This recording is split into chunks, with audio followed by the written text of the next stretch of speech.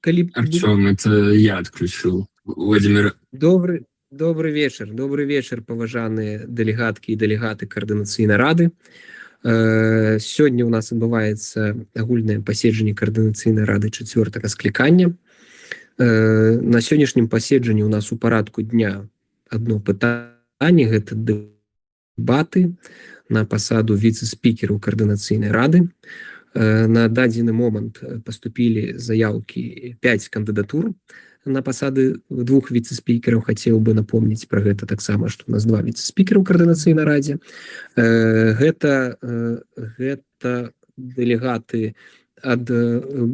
Первая заявка поступила от блока белорусских политичных зняволеных Беларуси дзеяння, это Юрай Зянкович. Другая заявка от фракции «Ваш голос» Андрей Колос. Третья заявка от Европейского выбора Павел Марьевский. Четвертая заявка от наступа Евгений Андрейчик. И пятая заявка «Рух воля» Анатоль Михновец. Я пропоновую менавіта у таким парадку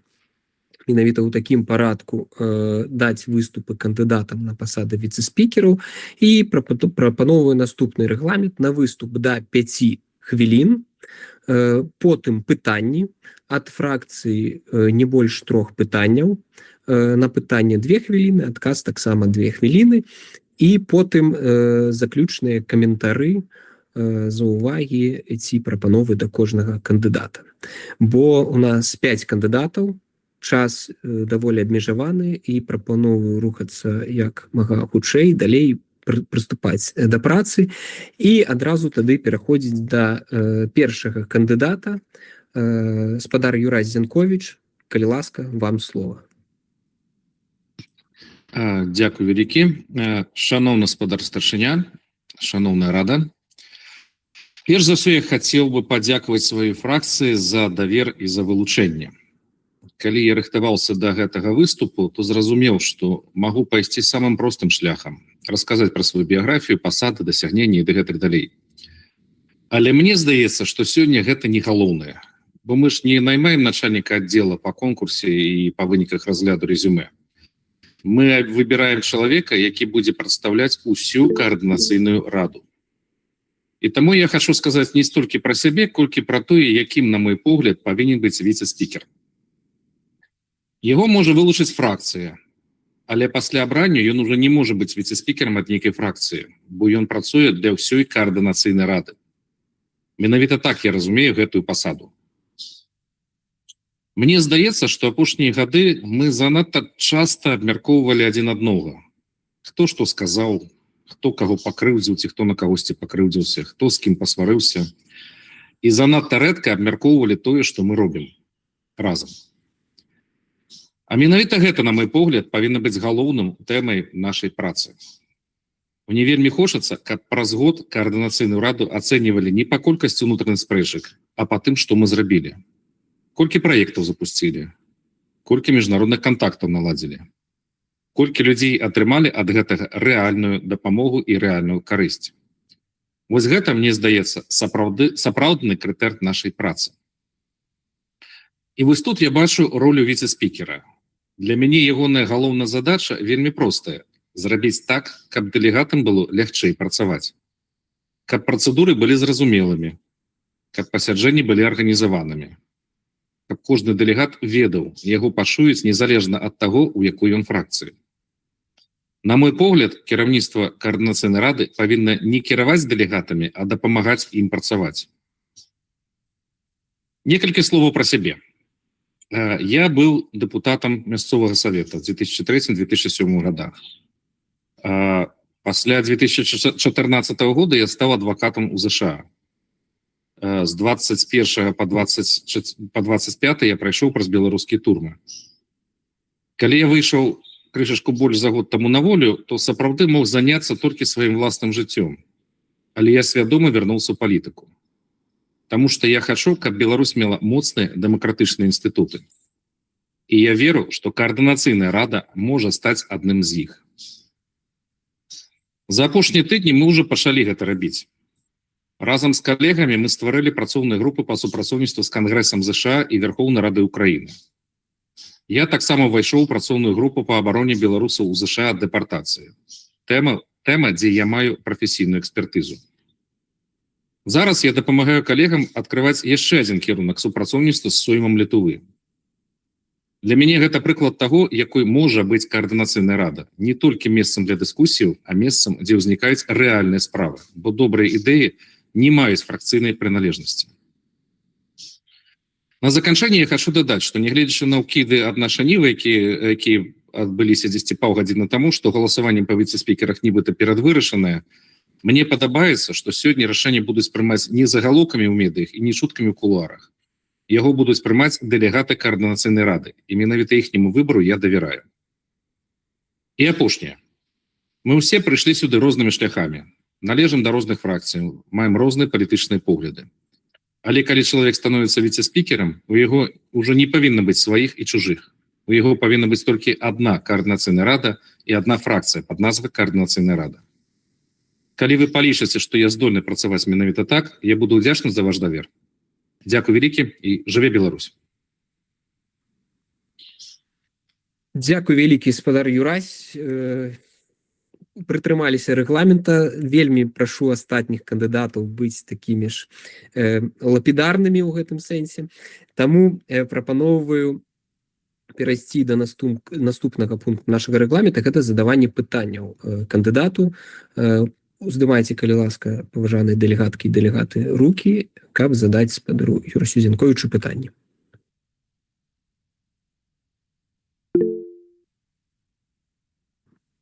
Зміцер Шыгельскі, калі ласка. Вас не чуваць, калі ласка, уключыце мікрафон.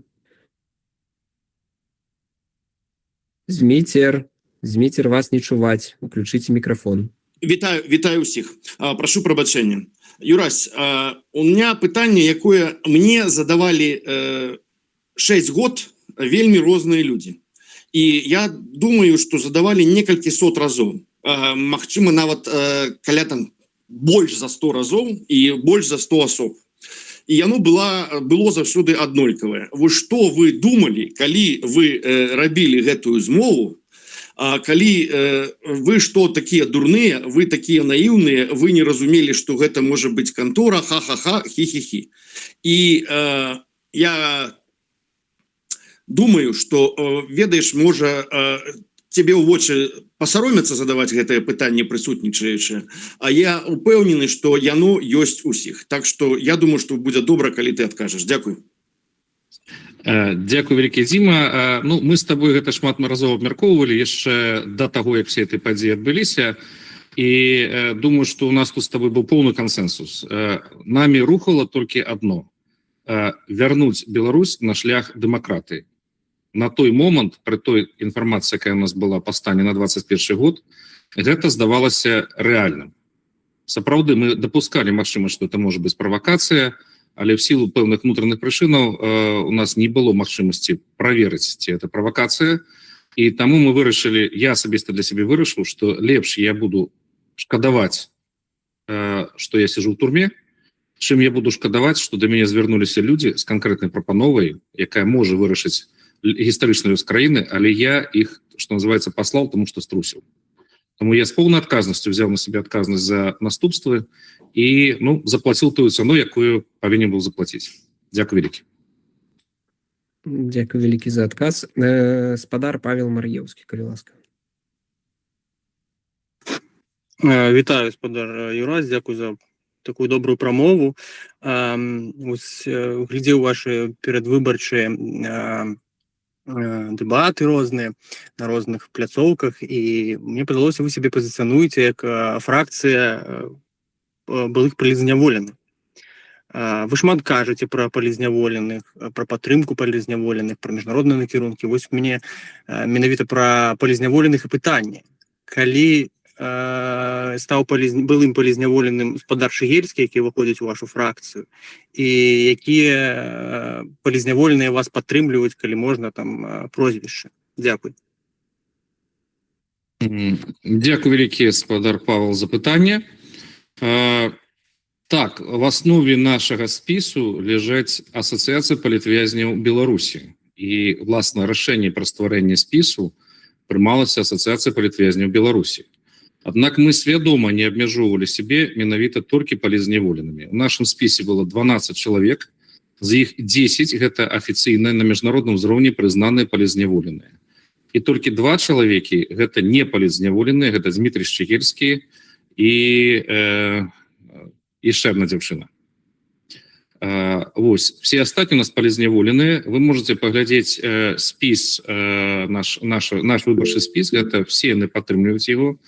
Непасрэдна ў групу падтрымкі на гэты момант, якая дапамагае нам працаваць нашай фракцыі, уваходзіць 17 чалавек, а першапачаткова ў ідэю абмеркавання і вылучэння спісу вылучалася больш за 50 чалавек, аднак большасць з іх з сілу ўнутраных прычынаў не змаглі вылучыцца, таму што з прычыны вядомыя ціска на сваякоў, асабістых нейкіх прычынаў да гэтых далей. Абсалютная большасць з іх былі палізняволенымі. Дзякуй. Дзякуй вялікі. Аліса Рыжыченко, калі ласка.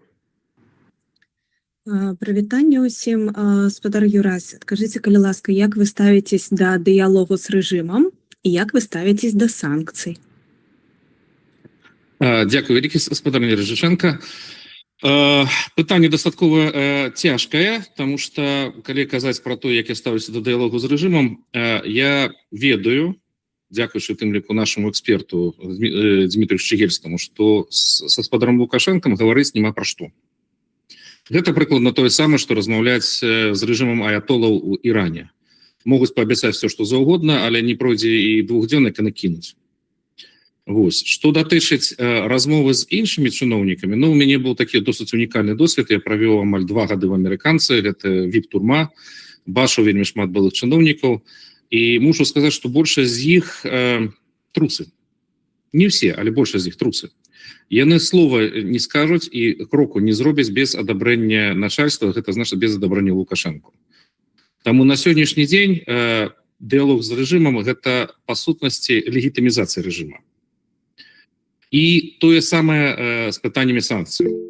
То бок пытанне санкцыяў не належыць да нашай кампетэнцыі, мы іх не ўводзім. Гэта ўводзяць канкрэтныя краіны, першую чаргу Еўразвяз і ЗША, і гэта яны прымаюць палітычнае рашэнне пра ввядзенне ці не ўвядзенне. А мы можам або скарыстацца гэтым інструментам, або не скарыстацца.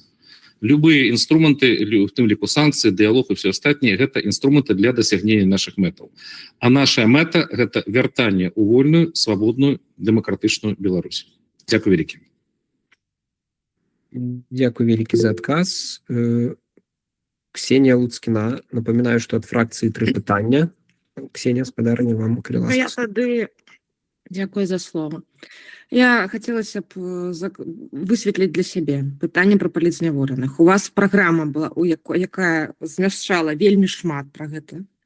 Якім чынам вы бачыце каардынацыйную раду і якімі інструментамі можа карыстацца каардынацыйная рада, якім чынам каардынацыйная рада можа ўплываць на праблемы палізняволеных?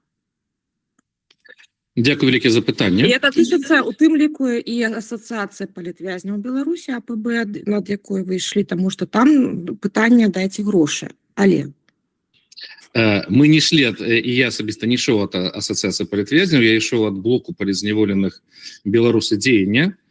І калі мы гаворым пра тое, чым можа быць каардынацыйная рада карысна для палізняволеных, гэта першую чаргу выкарыстоўваючы тыя інструменты, якія ў каардынацыйнай рады на сённяшні дзень ёсць. Самы моцны, самы магутны інструмент, які ў каардынацыйнай рады ёсць, гэта міжнародная палітыка.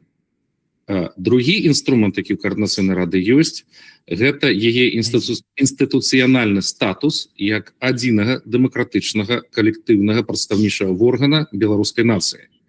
І абодва гэтых інструмента я лічу, што мы павінны выкарыстоўваць не толькі для палізняволеных. Калі вы уважлі пачытаць нашу праграму, она не толькі пра палізняволеных, а значна больш шырокая. А ў першую чаргу дзеля вырашэння пытанняў дэмакратыі ў Беларусі і дзеля вырашэння пытанняў бяспекі ў нашым рэгіёне. Таму што на сённяшні дзень Беларусь з'яўляецца тым балконам, які Расія выкарыстоўвае дзеля того, каб шантажаваць не толькі Украіну, а ўсю Еўропу. І пытанне Беларусі гэта геапалітычнае пытанне, а не толькі пытанне асобна ўзятай краіны, у якой кіруе аўтарытарны лідар. Без вырашэння праблемы дэмакратызацыі Беларусі не будзе стабільнасці ў рэгіёне цэнтральнай і ўсходняй Еўропы. Дзякуй вялікі. Дзякуй за адказ. І каментар потым у вас будзе магчымасць даць пасля сесіі пытанняў. Александр Ракіцкі, калі ласка. Добрый день. Пытанне такое. Ці маеце вы вольны час, матэрыяльныя якісь ресурсы, каб эфектыўна здзяйсняць паўнамоцтва заступніка председателя Координационной рады? Дякую вялікі, гаспадар Александр, за пытанне. Значыць, я, як і большасць прысутных, працую прафесійна. Я займаюся сделками з нерухомасцю і займаюся веденнем пакуль што сваіх асабістых юрыдычных справаў Злучаных Штатаў.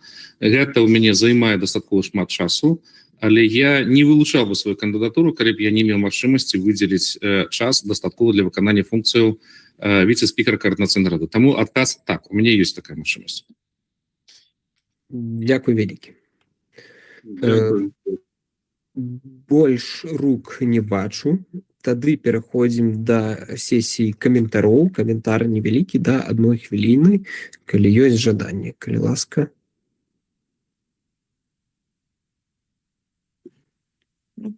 Ксения, так. Ну, на мое пытанне адказа не пачула.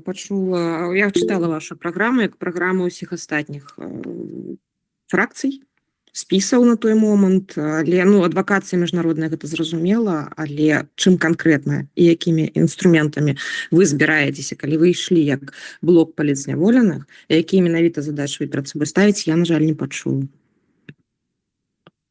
Дякую. Інна Шырокая. У меня комментарий по поводу ассоциации политзащищенной Беларуси, членом которых я являюсь, и позиция... Я бы толькі зазначыў, давайте не выходзіць за межы, гэта асобнае меркаванне, калі каментар датычыцца спадара Юрася Зянковіча як віцэ-спікера, тады давайте адкаментуем яго адказы на пытанне. Ужо калі пытанне выходзіць за межы, то давайте прытрымлівацца, бо у нас не так шмат часу. Да, это касается Юрася. Дело в том, что фракция Беларусидение не шла конкретно от Ассоциации политзаключенных Беларусь. И поэтому ассоциировать эту фракцию с Ассоциацией политзаключенных Беларуси, это неправильно. Спасибо. Дзякуй вялікі. Дзякуй вялікі за каментары. І фінальнае на хвілінку, калі ёсць жаданне гаспадара Юрася, фінальнае слово заключнае. Я, можа, стасункуюся да каментара гаспадара Нелуцкінай, тому што, магчыма, вы не пачулі, ці, можа, я не надта выразна сказал. Я сказал, што два асноўных інструмента — гэта статус Координацыйнай рады як адзінага прадстаўнічага дэмакратычнага органа беларускай нацыі, і другое — гэта міжнародныя кантакты. Гэтыя два інструменты я збіраюся выкарыстоўваць дзеля вырашэння праблемаў, якія стаяць не толькі перад палітвязнямі, а ў шырэйшым разуменні перад беларускім грамадствам у цэлым. Дзякую вялікі всім за пытанні, за адказы, за каментары, і буду спадзявацца на вашу падтрымку. А калі не, значыць, я працягну сваю працу далей як шараговы сябра Координацыйнай рады. Гэта нічога не змяняе, я буду далей рабіць тое, што у мяне ёсць па плану маёй асабістай дзейнасці. Дзякую вялікі всім. Дзякуй вялікі. Прапаную прытрымлівацца таймінга, вельмі добра атрымалася. І давайте тады, каб не губляць час, зноў пераходзіць да наступнага кандыдата ад фракцыі «Ваш голас». Андрэй Колас, калі ласка, да 5 хвілін выступ. Гаспадар Андрэй Колас прысутнічае на паседжанні?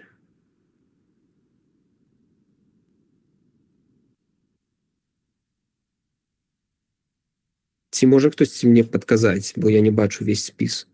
Сакратарыят, калі ласка, бачна? Ці ёсць ён, ці не? Калі не рэагуе, я так разумею, няма. Давайте тады, каб зноў ужо не губляць час, пераходзіць, калі ён вернецца, дадзім яму слова, але гэта зноў ужо дэманстрацыя падыходу да працы. Так, наступны у нас ад еўрапейскага выбара дэлегат выдвинуты віцэ-спікер трэцяга склікання Павел Мар'еўскі. Калі ласка, Павел. вам слово. До 5 хвилин, напоминаю. Добры. Мяне клічуць Павел Мар'еўскі, і як адзначыў спадар спікер, я меў досвед займаць пасаду другого віцэ-спікера Координацыйнай рады крыху больш, чым там за паўгады. І я, канешне, не столькі ўкладаю сэнсу на гэтую пасаду, як казаў Юрась, але насамрэч яна па статуту надзелена тымі ж самымі паўнамоцтвамі, што і у спадара спікера, але пры яго адсутнасці. І з вопыту займання гэтай пасады хочу сказаць, што гэтая пасада больш тэхнічная, больш накіравана на дапамогу спікеру, і там в маём выпадку ще была і віцэ-спікеркі пры вырашэнні працоўных пытанняў, там, напрыклад, правядзення нарадаў фракцый, агульных паседжанняў, вынесення пытанняў і гэтак далей. Таксама і прадстаўленне Координацыйнай рады на розных там сустрэчах, семінарах, пляцоўках, калі у спадара спікера не атрымліваецца. Згодны з Юрасём, што ён казаў, калі ты становішся на эту пасаду і ты ўжо не можаш дбаць толькі пра сваю фракцыю, ты ўжо пільнуеш усе фракцыі і ставішся да ўсіх роўна. Гэта цалкам падзяляю. І калі вы вырашыце прагаласаваць за маю кандыдатуру, абяцаю працаваць так же шчыльна і так же добра, як я это рабіў і раней. Дзякуй, у мяне ўсё. Дзякуй вялікі, яшчэ больш не побоюсь гэтага слова лапідарна. Таму давайте пераходзіць да сесіі пытанняў. Мне калі што хапіла часу адрозненне там ад спадара Коласа, каб падрыхтавацца. Дзякуй. Дзякуй. Да сесіі пытанняў, калі ласка, падымайце рукі, калі ёсць жаданне задаць пытанне спадару Павлу Мар'еўскаму. Александр Ракіцкі, калі ласка. Пытанне аднолькавае для ўсіх кандыдатаў. Ці ёсць у вас мажлівасць выконваць абавязкі віцэ-спікера, фінансавыя, ці ёсць у вас час і так далее, каб эфектыўна выполнять абавязкі? Дзякуй за пытанне. Так, у меня ёсць гэты ресурс. Дзякуй. Дзякуй. Мікіта Забуга, наступнае пытанне. Вітаю, спадар Павел. Мы рады, што вы выставілі вашу кандыдатуру. Мы рады асабіста рух воля, што кандыдатам ідуць хлопцы, якія не на словах, а на справах займаліся вызваленнем Беларусі. Мы упэўнены, што вы дапаможаце галоўнай нашай справе Координацыйнай радзе, а менавіта вызваленню Беларусі, і каб накіраваць Координацыйную раду для агульнай місіі. Это вяртанне беларускай Беларусі. Каб наша Координацыйная рада не ператваралася у дыскусійны клуб для дыаспоры. Дзякуй. Мікіта, пытанне. Гэта сесія пытанняў. Гэта пытанне тады з нагоды выбачаюся, бо не зразумеў, што перайшоў уже адразу да ацэнак. Пытанне наступнае. Якім чынам вы наблізіце менавіта вызваленне Беларусі? Якія крокі вы думаеце, улічваючы ваш будучы мандат магчымы і ваши паўнамоцтвы накіраваць на то, каб гэта наблізіць? Дзякуй. Дзякуй, Мікіта, за пытанне. Самае асноўнае — это прасоўванне беларускай павесткі на міжнароднай арэне і падтрымка амаль усіх перадвыбарчых, а зараз ужо праграм фракцый, таму што віцэ-спікер, як і спікер, павінен роўна ставіцца да ўсіх праграм, да ўсіх пытань, якія будуць вылучаць фракцыі. Таму я буду прасоўваць усе пытанні, усе накірункі, за якія прагаласуе Координаційна рада, і я, як умоўна будучы віце-спікер, калі атрымаю ад вас падтрымку, буду просто вымушаны, падабаецца мне гэта ці не падабаецца, прасоўваць гэта на ўсіх тых пляцоўках, на ўсіх тых сустрэчах, дзе менавіта кажуся. Дзякуй. Дякую вялікі. Наступнае пытанне ад Евгена Караулова. Всем привитание, Евген Караулов, фракция «Наступ». У меня такое питание. Павел, вы были каля года прикладно вице-спикером Координаційної ради третьего скликания, и отповедно у меня питание такое, не могли бы вы, калі ласка, больше подробязно распавесці, какие конкретные задачи, функции вы выконывали на посаде вице-спикера, и каких выников удалось досягнуть, и что бы вы не могли зрабіць, напрыклад, без посады вице-спикера, калі бы у вас вот апошні год вы не займалі гэтую посаду. Дякую. Дзякую, Евген, за пытанне. Нагадаю, я быў менш за год на этой посаде, каля 7 месяцаў, калі мне там не меня память. Я займаў посаду другого вице-спикера, то бок першым была спадарня Лиза Прокопчык, сяброўка вашай фракцыі, і асноўная нагрузка лежала якраз на Артёме, як на спікеры, і на Лизавете, як на вице-спикерке, і моя ўжо задача была, калі пасля прынятых рашэнняў была ўведзена дадаткова посада другого вице-спикера, дапамагаць ім у рашэнні тых пытанняў, якія на іх ляжаць. Яны былі в асноўным тэхнічныя, і калі б нават не было гэтай посады, а наўпрост Координаційна рада просто абрала б чалавека, які быў бы умоўна секретаром спікера ці віце-спікеркі, нічого б не змянілось, і ніяк бы складаней гэта не стала, я б мог бы это рабіць і не займае гэту посаду, але б калі на мяне б злажылі гэтыя накірункі дзейнасці. Зараз я бачу, што віце-спікер павінен дапамагаць спікеру і павінен дапамагаць усім фракцыям, бо з таго, што я чуў у перадвыбарчых дэбатах, прачытаў у праграмах спісаў, амаль усе кажуць пра рэфармаванне Координаційнай рады, і моя задача будзе спрыяць гэтым справам. Дзякуй. Дякую вялікі. Дзяніс Герасімчык, калі ласка, вам слово. Пытанне. Вас не чуваць? Маленькое объявление. Андрей Колос через меня попросил извинения. Технический сбой. Проблемы, постарается выйти на связь. Дякую вялікі. Дякую таксама, да, прачытаў на радзе фракцыі, што яго адбыўся нейкі форс-мажор, таму спадзяемся, ён все ж таки далучыцца да паседжання. І тады пытанне наступнае Зміцер Шыгельскі, калі ласка. Дзякуй. Пытанне вельмі канкрэтнае. Наколькі я ведаю, у праграме нашай фракцыі паліграф для ўсіх дэпутатаў Координаційнай рады. Наколькі я ведаю, гэтая ж тэзу падтрымлівае блок «Воля». І мне падаецца вельмі актуальнай з улікам той колькасці правалаў, у тым ліку не толькі, але ў тым ліку ў Координаційнай рады, якая па пытаннях бяспекі была у мінулым. Ці будзеце ли вы падтрымліваць такой падыход, такую тэзу і такой накірунак дзейнасці? Дзякуй. Дзякуй, гаспадар Дмітрый, за пытанне.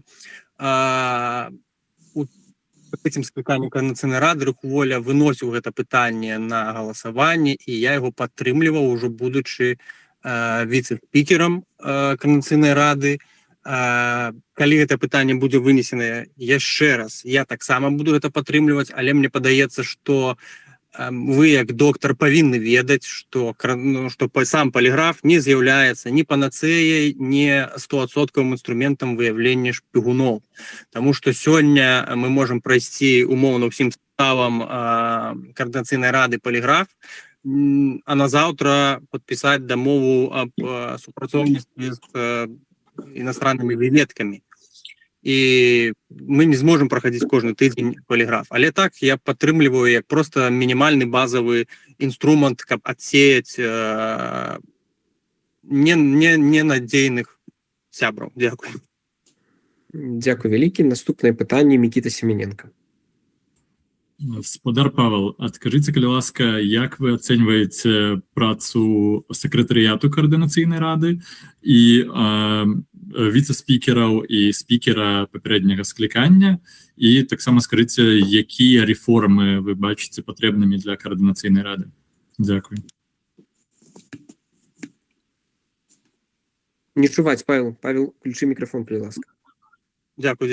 Калі мы берем апошні склад кіраўніцтва каардынацыйнай рады апошняга года, то я падтрымліваю і працу спадара Артёма, і працу спадарыні Елізаветы. Я ведаю, што на іх шмат ляжала працы, і яны вельмі шмат часу вытрачалі на гэта.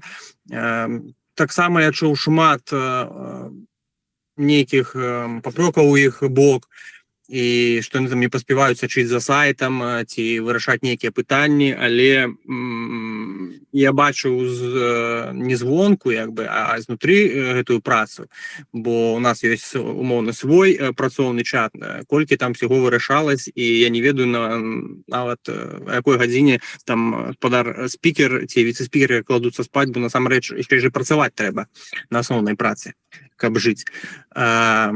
І што наконт сакратарыята, асабіста ў мяне былі складаныя адносіны, але я бачу, што сакратарыят своечасова выконваў сваю працу, хаця былі і хібы. Мне падаецца, што таксама, можа, рэфармаванне сакратарыята патрэбна, проста, можа, змяніць каманду, змяніць падыходы. Наконт рэфармавання цалкам каардынацыйнай рады, мне падаецца, павінны быць уведзены такія магчымасці для каардынацыйнай рады, каб каардынацыйная рада не толькі прапанавала, але і ухваляла і узгадняла прадстаўнікоў АПК. Мне падаецца асноўное, каб мы малі больш уплыў у гэтым пытанні, а не проста, каб нам сверху спускалі кандыдатуру, а мы ці падтрымліваем, ці не падтрымліваем. Мы павінны самі вылучаць, як это у шмат якіх парламентах. Дзякуй. Дзякуй вялікі. Спадар Юрый Губарэвіч, у вас уключыўся гук, пакуль, калі ласка, выключыце, бо так. Выпадкова. Так, наступне Александр Лапко. Прывітанне, калегі, добрый дзень, спадар Павел.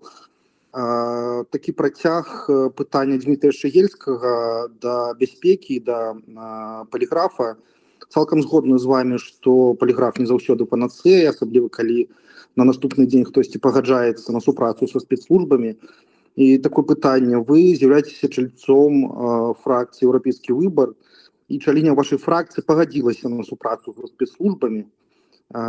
І такое пытанне: як вы асабіста ставіцеся да гэтага? Якія меры правялі па тым, каб забяспечыць бяспеку ўнутры вашай фракцыі, ўнутры каардынацыйнай рады? Што вы прапануеце як патэнцыйны віцэ-спікер для таго, каб дэлегаты і дэлегаткі каардынацыйнай рады не пагаджаліся ці мелі нейкую адказнасць перад тым, як пагадзіцца на супрацу са спецслужбамі беларускімі, украінскімі ці іншымі? І якія наогул прапановы, акрамя таго ж прапанаванага ўжо фракцыі «Воля» поліграфа? Што вы бачыце дзеля бяспекі і ў першую чаргу працы з самімі дэлегатамі і дэлегаткамі? Дзякуй за пытанне. Што тычыцца спадарыні Харысавай, наколькі я ведаю роўна столькі ж інфармацыі, колькі ведаеце і вы з публічных крыніц, не больш, не менш, бо тое самае адказвае і транслюе сама спадарыня Харысава. Што я ведаю з публічных крыніц, што офіс, з якім яна супрацоўнічала як валантэр, правёў нейкі шэраг там адпаведных праверак і дзейнасці, не знайшоў падстаў на тое, што яна там супрацоўнічала з нейкай выведкай, але прыпыніў з яе супрацу. мы як фракцыя паважаем гэты аналіз, які выдаў офіс, і мы не можем не выдаліць самастойна, нешта іное прапанаваць спадарні Харысова, яна застаецца чаліняй нашага спісу. Мы даем магчымасць чалавеку адказваць самой на гэтыя пытанні, калі яны ёсць. Мы не збіраемся адвакатаваць ці нават наадварот неяк, прабачце, як это, тапіць. Мы разумеем, які ціск на яе і на яе сям'ю, пра што яна сама казала, быў у той момант, калі яна там умоўна рабіла нейкія дзеянні, якія трактаваліся як супрацоўніцтва з іностраннай выведкай. Не ведаю, ці праходзіла на паліграф, ці не праходзіла, можа, запытаемся там пазней, я асабіста не запытваўся. Што наконт нейкіх пратаколаў бяспекі, яны былі распрацаваны камісіяй па нацыянальнай і рэгіянальнай бяспецы пры падтрымке Белпол яшчэ ў мінулым ці пазамінулым годзе, пазамінулым, мне падаецца, годзе, яшчэ да кейса спадара Верамейчыка. Але гэты дакумент быў пашыраны на ўсіх сябраў Коордынацыйнай рады, ён быў агульным досягі, але ім ось так от карыстаюцца, спусціўшы рукавы. То бок людзі пачыталі, а можа і ўвогуле не чыталі. Таму прымусіць усіх нешта рабіць ці нешта не рабіць я не магу, але прапанаваць, прапаноўвала камісія. Людзі не выконваюць. Што наконт паліграфа, то з асобнымі чальцамі маёй фракцыі мы абмяркоўвалі магчымасць, каб фракцыя цалкам прайшла тэставанне на паліграфе, каб фракцыя сама перад сабой справаздачылася тым, што не супрацоўнічае, не мае намераў, але гэта, каб вы разумелі, патрабуе дадатковых выдаткаў на эту дзейнасць. Это каштуе як бы не зусім танна. Дзякую. Дзякуй вялікі за адказ. Аліна Харысова. У мене технічне питання до Артема.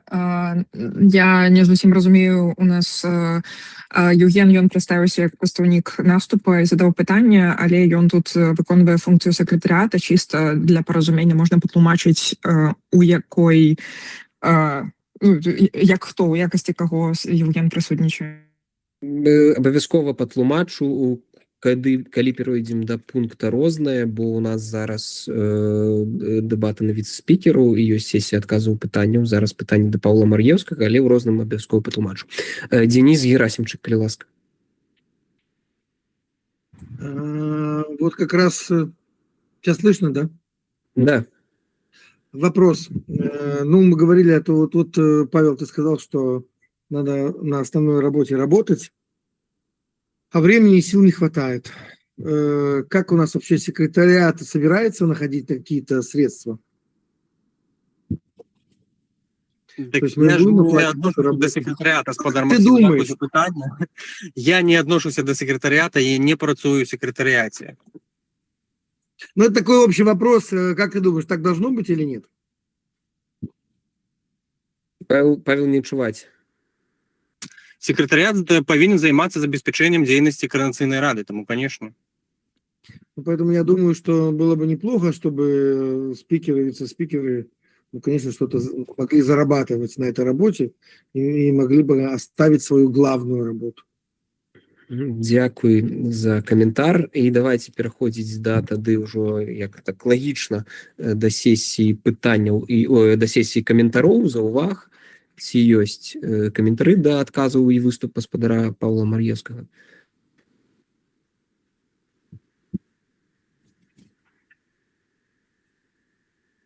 Мікіта Забуга. Шановне, некалькі раз гучала пытанне за поліграфы, там пыталіся у гаспадара Павела, там пройдзе, не пройдзе, дзякую, што пагадзіліся.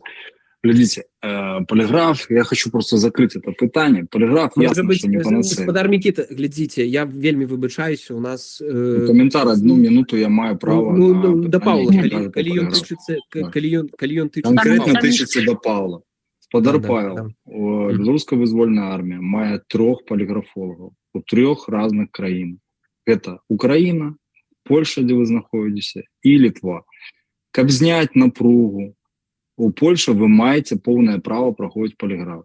Калі вы не пагодзіцеся з вынікамі поліграфіста по вашим дыаграмам, вы можете гэтыя дыаграмы апублікаваць і знайсці іншага спецыяліста, іншага поліграфолога, які скажа по вашим по гэтым дыаграмам ваши вынікі.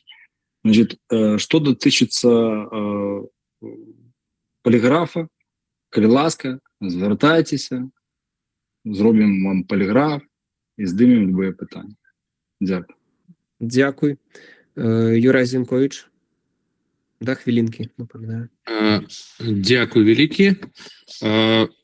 Мне вельмі прыемна было паслухаць выступы і адказы на пытанне Павла Мар'еўскага. Я хотел бы толькі удакладніць, што я лічу, і наша фракцыя лічыць, што все ж таки дзейнасць координацыйнай радзе павінна быць на грамадскіх пачатках, не павінна быць заробкаў, можа, за выключэннем сакратарыята, які працуе прафесійна. І, в прынцыпе, я думаю, што мы таксама падтрымліваем спадара Павла ў якасці віцэ-спікера, першага там ці другога паглядзім, як атрымаецца па выніках галасавання, але таксама мы падтрымліваем вас. Дзякую вялікі. Дзякую вялікі. І спадар Павел, калі ёсць жаданне, кароткі каментар, фінальны да хвіліны таксама. Но у меня комментария толком немає, просто хотел такі смолток запустить на конт, ось что Юрай сказал про артикул на нашей Ниве, який там годину назад вышел, и заочно хочу повіншаваць, як піша наша Нива, пераможцаў и будущих віце-спікераў спадара Євгена и спадара Міхнаўца. Дякую.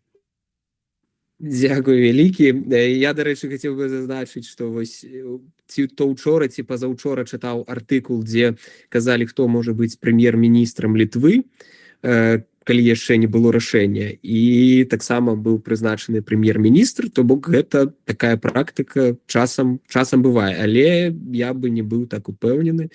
Давайте паглядзім усё ж такі на вынікі галасаванняў. І наступны кандыдат, каб я не запутаўся, так, Евгений Андрейчык, фракцыя Наступ, яго выдвинула на гэтую пасаду. Дякую, всім прывітанне, калегі. Ці добра мяне адчуваць? Так. Супер. Дякую, Павел, за віншаванне. У мяне будзе трошки больш, чым у других кандыдатаў уступная прамова, але я постараюсь хутенька. Паважаныя калегі, дэлегаты і дэлегаткі координацыйнай рады, паважаныя гледачы. Меня зовут Евгений Андрейчык, фракцыя Наступ. І сёння я прапаную вам свою кандыдатуру на пасаду віцэ-спікера координацыйнай рады 4-го склікання. Але перш, чым перайсці да свайго бачання гэтай пасады, я хацеў бы коротко расказаць пра сябе. Па адукацыі я спецыяліст у галіне міжнародных адносін. Вышэйшую адукацыю я атрымаў у Польшчы і Великабрытаніі, а пасля скончыў дыпламатычную праграму ў Варшавскім універсітэце. Зараз я працягваю навучанне па праграме MBA ў Ізраілі са спецыялізацыяй у сферы кібербяспекі. До 2020 года я працаваў у IT, займаўся распрацоўкай лічбавых праектаў, але пасля 2020 года моя прафесійная дзейнасць змянілася. Спачатку я далучыўся да ініцыятывы Voices from Belarus, дзе займаўся координацыяй каманды і развіццём інфармацыйнага накірунку.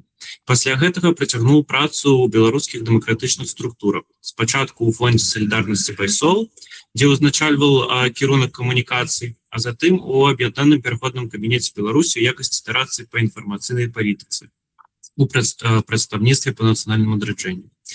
І менавіта гэты вопыт я хацеў бы выкарыстаць у ролі віцэ-спікера координацыйнай рады. А цяпер бы я хацеў расказаць пра то, як я бачу гэтую пасаду і на якіх прыярытэтах хацеў бы засяродзіць сваю працу.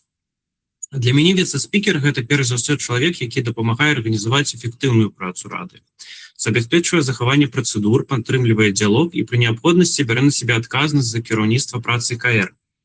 Я таксама падзяляю стратэгічныя прыярытэты, якія былі агучаны спікерам і сёння стаяць перад каардынацыйнай радай. Лічу важным працягваць працу па ўмацаванні яе ролі і асабліва ўплыву ў сістэме дэмакратычных сіл Беларусі, развіваць супрацоўніцтва з парламентамі дэмакратычных дзяржаў і падтрымліваць намаганні, накіраваныя на мірны выхад Беларусі з палітычнага крызісу, у тым ліку праз нацыянальны дыялог. Адным з першых практычных крокаў, якія я бы хацеў ініцыяваць у выпадку абрання, будзе падрыхтоўка і правядзенне слуханняў з удзелам аб'яднанага пераходнага кабінета па актуальных пытаннях яго дзейнасці. Таксама я хацеў бы, каб рада была максімальна зразумелай, паслядоўнай і прадказальнай для кожнага дэлегата і дэлегаткі, у тым ліку для тых, хто далучыўся да яе недавно, як і я сам. Каб кожны разумеў, як працуе рада, на якім этапе знаходзяцца пытанні, якія разглядаюцца, якія рашэнні ўжо прыняты, якія наступныя крокі плануюцца. Таксама я гатовы курыраваць падрыхтоўку слуханняў па найбольш важных пытаннях, каб яны былі добра арганізаваныя. Я разумею, што непасрэдная рэалізацыя многіх арганізацыйных задач знаходзіцца ў кампетэнцыі сакратарыята і іншых структур КР. Аднак роля кіраўніцтва, у тым ліку віцэ-спікера, на мой погляд, заключаецца ў тым, каб вызначыць прыярытэты, каардынаваць працу і сачыць за якасцю ўнутраных працэсаў. Я таксама хацеў бы надаць асаблівую ўвагу развіццю знешняй камунікацыі КР. Важна, каб грамадзяне Беларусі, прадстаўнікі сродкаў масавай інфармацыі і міжнародныя партнёры маглі лёгка атрымаць актуальную дакладную інфармацыю пра дзейнасць рады, яе рашэнне, структуру і прыярытэты. На мой погляд, кіраўніцтва каардынацыйнай рады павінна садзейнічаць таму, каб афіцыйныя інфармацыйныя рэсурсы рады былі сучасны, зручны і рэгулярна абнаўляліся і заставаліся надзейнай крыніцай інфармацыі. Напрыканцы я хочу падзякаваць фракцыі «Наступ» за давер і вылучэнне маёй кандыдатуры на пасаду віцэ-спікера, а таксама дзякую дэлегатам і дэлегаткам за магчымасць сёння звярнуцца да вас і за разгляд маёй кандыдатуры на пасаду віцэ-спікера каардынацыйнай рады 4-го склікання. Дзякую усім за ўвагу. Дзякуй вялікі, таксама ўклаліся ў 5 хвілін. Усё супер, таму пераходзім да сесіі пытанняў. І першае пытанне Зміцер Шыгельскі, калі ласка. Витаю. Евгений, вы сказали, что лічыце необходным надать увагу супрацоўніцтва с парламентами демократичных краін. У меня наступное пытанне. Мне падаецца, і я казаў вельмі шмат аб гэтым з 2020 года, что абсолютное засяроджанне увагі на парламентах і структурах палітычных выключна дэмакратычных краін з недапрацоўкай па такіх краінах, як Кітай, як Турэччына і іншыя краіны, якія не адносяцца да абсалютна дэмакратычных, з'яўляецца вялікай стратэгічнай памылкай, які робяць і паўтаряе больш за 5 гадоў дэмакратычныя сілы Беларусі. Калі ласка, пракаментуйце гэтую тэзу і як вы ставіцеся, чаму вы лічыце, што не трэба супрацоўнічаць, або вы просто не так выразіліся і можете, або я не так зразумеў. Дзякую. Добра, дзякуй за пытанне, Дміцер. Ну, перш за ўсё, каардынацыйная рада, наколькі я лічу, зараз яна знаходзіцца ў такім стане, гэта як бы уже не сфарміраваны парламент у Беларусі, які можа працаваць з рознымі краінамі і так далей. То бок мы зараз знаходзімся ў такім стане, калі мы павінны пашыраць кола менавіта дэмакратычных дзяржаў. Таму што, па-першае, гэта падтрымка ад дэмакратычна сфарміраваных дзяржаў, і гэта, перш за ўсё, вопыт. Таму што мы як бы хацім, каб Беларусь была дэмакратычнай і незалежнай дзяржавай. Таму, канешне, можна по-рознаму глядзець на гэта пытанне, але я казаў менавіта пра фокус, які ў нас павінен быць. Я лічу, што гэта перш за ўсё дзяржавы з дэмакратычнымі формамі управлення, у якіх ёсць парламенты, у якіх ёсць выпрацаваныя сістэмы, з якіх мы можам браць прыклад. Дзякуй вялікі. Наступнае пытанне Аліса Рыжыченко. Да. Яўген, адкажыце, калі ласка, напрыканцы 2024 года вы заявілі, што больш не працуеце з Беларусю. Вы таксама пісалі ў сваіх пастах, што беларускі палітычны актывізм, ён наогул разваліўся. Вы таксама казалі, што разрыў паміж беларусамі ўнутры краіны і дэмакратычнымі структурамі стаў настолькі вялікі, што рацыянальнасць гэтай працы для вас знікла. Вы таксама пісалі, што больш не адчуваеце станоўчых эмоцый ад працы з палітычнымі арганізацыямі. Што такога змянілася за гэты час, што вы прыйшлі ў каардынацыйную раду, але таксама прапануеце сябе на пасаду віцэ-спікера? Дзякуй за пытанне, Аліса. Сапраўды, я пісаў такі пост напрыканцы 24 года. Гэтат момент быў. Але на той момент у мяне я адчуваў моцнае прафесійнае эмацыянальнае выгаранне пасля некалькіх гадоў вельмі інтэнсіўнай працы у дэмакратычных структурах. І мне было важна сумленна прызнаць перед сабой, што такое ўсё ж таки адбылося. І я лічу, што гэта насамрэч гораздо лепш, чым прадоўжваць працу у такім стане. Таму я вырашыў взяць сябе такі перапынак.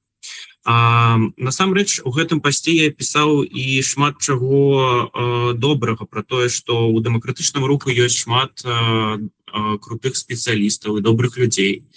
І гэты пост, можа, ён і быў такім, ведаеце, з дастаткова гучнымі загалоўкамі, так, але гэта больш пра інфаповад.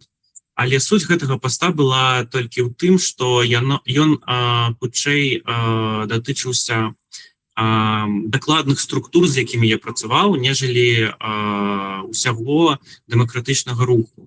Вось, таму пасля гэтага перапынку я знайшоў у сябе сілы, я адпачыў, і за гэтае время я стаў, правда, сумаваць па беларускай справе. І калі я аказаўся ў наступе сярод людзей, з якімі у нас ёсць наши такія каштоўнасці, якія мы падзяляем, то зараз я вижу сэнс у гэтай працы, я вижу сэнс у каардынацыйнай радзе, і я адчуваю, што гэты орган сапраўды можа эфектыўна паўплываць на дэмакратычны рух і на будучыню Беларусі. Дзякуй. Павел Мар'еўскі, калі ласка. Да, я менавіта тое ж самае пытанне хацеў узняць. Яўген, я на цябе падпісаны ў інстаграме і бачу гэты пост у цябе, але потым ён знік, і мне стала дзіўна, бо у сваёй заяве той ты фактычна як бы ставіў пад сумнеў эфектыўнасць дэмакратычных структур, і чаму мы павінны давяраць кіраўніцтву структуры, эфектыўнасць якой вы самі публічна крытыкавалі. Ну, і пытанне, калі праз год ты зноў расчаруешся, якія ёсць гарантыі, што ты зноў не скажаш, я больш не працую з Беларусю, там, і каардынацыйная рада такая-сякая, і не стоіць давяраць. І чаму мы павінны зараз давяраць чалавеку, які ўжо аднойчы публічна заявіў, што сыходзіць з беларускай палітыкі і не трымае слова. Дзякуй. Дзякуй за пытанне, Павел. Тут я не зусім разумею, якое слово я не трымаю, потому что я не писал, что я ухожу с белорусской политики назаўсёды. Я как раз таки писал про то, что я веру у перамогу Беларусі ў будучыню, что есть шмат добрых профессионалов у гэтай сферы. Таксама наконт таго, чаму гэты пост знік, я сапраўды яго пісаў у сваім інстаграме, але яго выдаліў ўжо давно. Выдаліў я яго дакладна таму, што мне больш не спадабалася фотаздымак, пад якім я яго апублікаваў. і мне прыйшлось гэты фотаздымак знесці, таму і тэкст прапаў. Але калі вы хочаце больш дакладна яшчэ раз прачытаць гэты пост, ён ёсць на нашай ніве, яны яго захавалі, у них ёсць поўны тэкст, і я таксама прапаную усім яго яшчэ раз прачытаць, потому что там не ўсё я так драматычна, як вы кажаце. А наконт того, что не скажу ли я, напрыклад, праз год, что я стаміўся, ну, я лічу, что мой перапынак, як бы, ён надаў мне сил, я насамрэч змяніў і прыярытэты, і у меня было много час, дакладна доўгі час, каб падумаць над усім гэтым. І зараз я тут з упэўненасцю. Але калі я, напрыклад, зноў захачу, напрыклад, гіпатэтычна будзе такая сітуацыя, то я паведамлю пра гэта, як я гэта зрабіў, і не буду працягваць працу у такіх умовах, калі я не лічу, што я магу эфектыўна яе выконваць. Як, напрыклад, некаторыя актывісты, якія насамрэч попадаюць у не вельмі добрыя абставіны из-за гэтага, из-за которых таксама могуць попадаць под праблемы і другія людзі. Дзякую. Наступнае пытанне Мікіта Семененко. Спадар Еўген, калі вы будете займаць кіруючую пасаду ў каардынацыйнай радзе і вам паступіць прапанова распусціць каардынацыйную раду в абмен на вызваленне ўсіх палітзняволеных, як вы паступіце? Гэта вельмі цікавае пытанне, але я ж не магу распусціць каардынацыйную раду у... Я лічу, як, каардынацыйная рада гэта калегіяльны орган, таму ўсе рашэнні яны павінны прыймацца большасцю галасоў, дэлегатамі, нас тут шмат людзей, усіх розныя меркавання на гэты конт. Таму такія прапановы трэба агучваць, трэба дамаўляцца, трэба вырашаць іх публічна. Вось такі адказ. Дзякуй. Юрай Зінкович. Добрый день еще раз, спадар Евген. У меня два от вас пытания по сутности. По-перше, в вашем выступе, коли я правильно пошел, вы сказали, что вы были расчарованы в пэўных структурах и не хотели працаваць с гэтымі структурами. Ці можете вы назвать гэтай структуры, з якімі вы не хотели тады працаваць? И коли вам в якости вице-спикера, представника координаційної ради прийдется все ж таки этому структуру иметь справу, як вы будете из этой ситуации выходить? І другое пытанне, гэта зноў-таки наш пункт беларусаўдзеяння пра поліграф. Ці пройдзеце вы асабіста тест на поліграфе? Ці готовы вы прайсці его, ну, скажем, на працягу бліжэйшых некалькіх месяцаў? Дзякуй вялікі. Так, дзякуй за пытанне. Па-першае, тыя структуры, з якімі я працаваў, насамрэч, вы ведаеце, у якіх структурах я працаваў, я пра гэта гаворыў ужо. Як, напрыклад, тое, што я пісаў у сваім пасце ў Інстаграме, з якога наша ніва зрабіла такую інфанагоду, ён насамрэч не датычыўся каардынацыйнай рады ўвогуле. Але калі прыйдзецца працаваць з гэтымі структурамі, а не на гэтай структуры, гэта добра, я готовы до любого супрацоўніцтва з усімі дэмакратычнымі інстытуцыямі ў якасці віце-спікера каардынацыйнай рады, таму што я ведаю, што гэта неабходна і гэта трэба, і гэта карысна ўсім нам. А што датычыцца поліграфа, поліграф гэта такі інструмент, ведаеце, у мяне ёсць досвед праходжэння гэтай працэдуры поліграфу ў Ізраілі.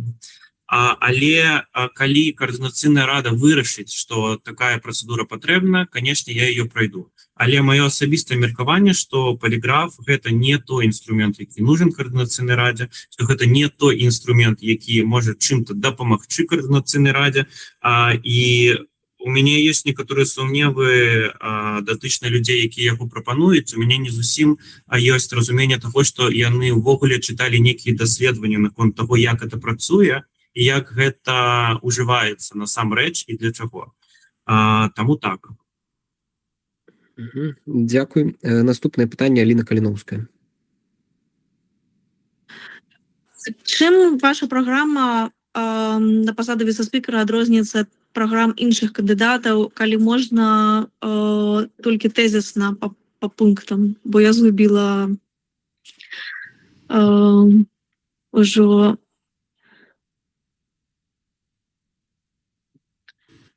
Что вы загубили? вашу думку, то, що ви вже відказали. Дякую. А насамрэч не ўсе кандидаты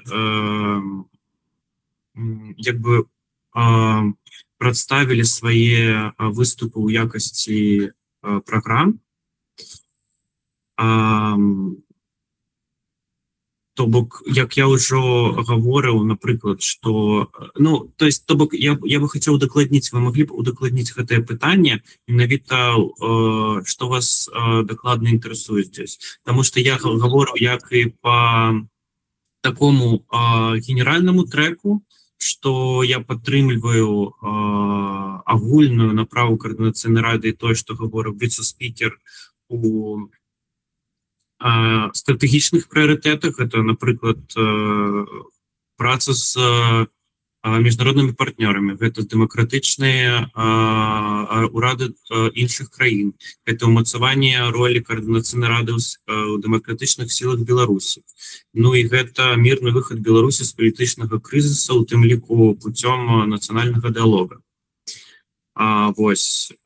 Таксама я паўтаруся, што адным з першых крокаў, які я бы хацеў падняць, гэта падрыхтоўка і правядзенне слухання з удзелам АПК па актуальных пытаннях яго дзейнасці.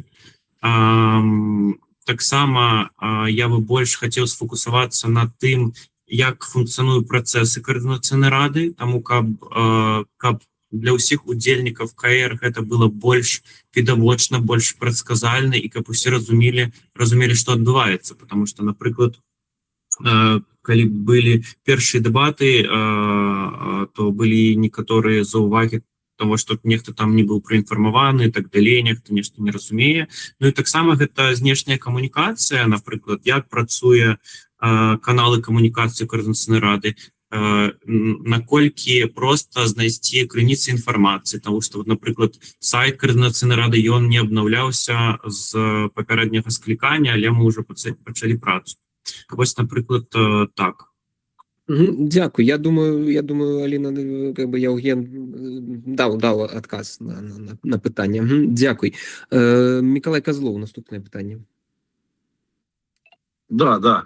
Я бы хотел продолжить вот эту серию вопросов касаемо того, что зарекся работать с Беларусью. Складывается, вот я послушал внимательно то, что вы рассказали о себе, о том, что вы учились и сейчас учитесь. Я так понимаю, что где-то это связано с дипломатической службой, да, в Израиле. Кивните, можно не отвечать.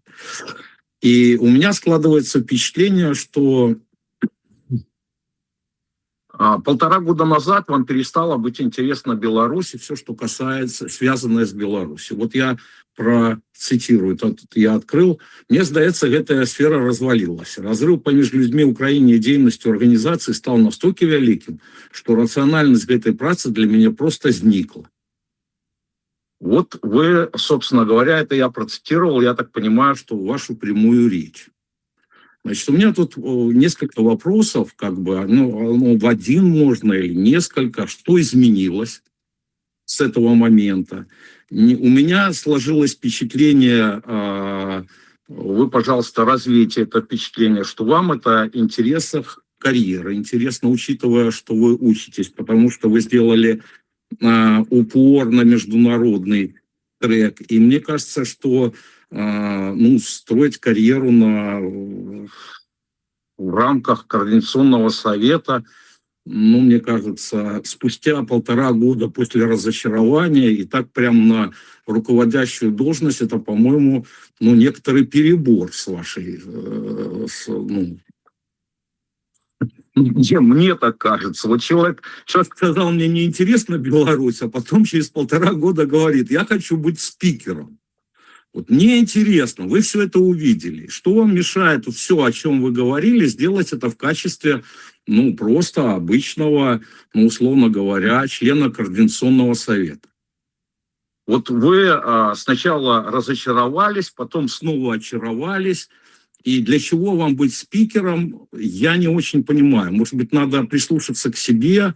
Может быть, вот это очарование, оно такое, ну, такое, знаете, как у ветреных людей бывает. Вот оно пришло, это очарование, а потом ушло это очарование. А все остались с тем, что есть. Вот мне бы хотелось, вот, чтобы вы разъяснили вот эти моменты. Карьера, очарование, разочарование, связано ли это, ну, что изменилось, и я имею в виду разрыв поміж людьми Украины и деятельности организации. Вот на эти моменты я бы хотел, чтобы вы остановились, подробнее рассказали. Добра. Па-першае, мне тут кажется, что вы ў першую чаргу не слышите себе, потому что я, по-першее, выдвигаюсь не на позицию спикера, а на позицию вице-спикера. Это первый момент. Другой, як я уже вказал в этом посте, что я не зарекся працы у демократичным руху увогуле. Калі бы вы, наприклад, прочитали пост, а не толькі заголовок нашей Нивы, то вы бы не убачили там ніяких зареканняў. Я уже отказаў на гэтае пытанне датычна гэтай публікацыі сваёй у большасці. Что касается карьеры, то, на мой погляд, рабіць карьеру у Координаційнай радзе, дзе нават няма заробка, гэта як бы, ну, насамрэч, мне здаецца, что вы не з таго пункту гледжання на гэта бачыце. Але что датычна Ізраіля, кібербяспекі і майго навучання, у гэтым годзе я атрымаў працоўны офер от Министерства замежных спраў Израиля, поэтому у кар'ерным плане у меня все добра. Вось. Таму лічу, што адказаў. Дякую. Наступное пытанне Артем Шапров. Добрый вечер, меня слышно, видно? Да.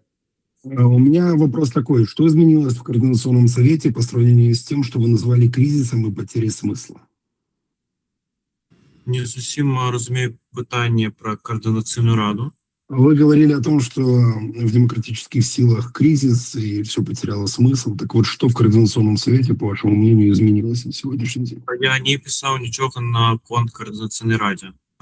Нет, вы писали про демократические силы, а демократические силы — это в том числе и Координационный совет.